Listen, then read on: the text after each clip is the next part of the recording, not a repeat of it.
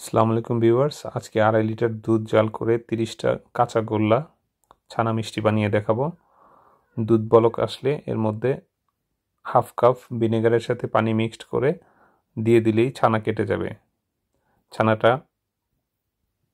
হয়ে গেলে ছানা থেকে পানি আলাদা করব।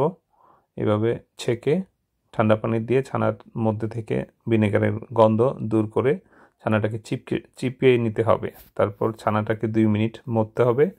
মথার পর ছানাকে 2 ভাগে ভাগ করব, বেশিরভাগ একটা আর একটু কম ভাগ। এর মধ্যে 2 কাপ লিকুইড দুধ, 4 চামচ চিনি, 3 টেবিল স্পুন গুঁড়া দুধ জাল করব।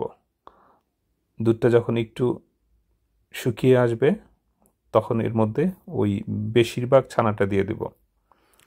এই ফাঁকে একটা কাপের মধ্যে 2 টেবিল স্পুন পানি, 2 টিস্পুন কর্নফ্লাওয়ার মিক্সড করে নেব।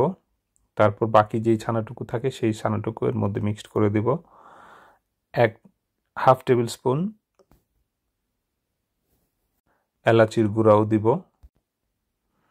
তারপর পানিটাকে একদম শুকিয়ে সব শেষে এর মধ্যে ওই কর্নফ্লাওয়ারটা দিয়ে দেব, ফলে একটু আঠালো আঠালো হবে। তারপর চুলা অফ করে ঠান্ডা করে হাতে এভাবে বানিয়ে গুঁড়া দুধের সাথে মিক্সড করে দেব। হয়ে গেল আমার কাঁচা গোল্লা। Thanks for watching. বাই।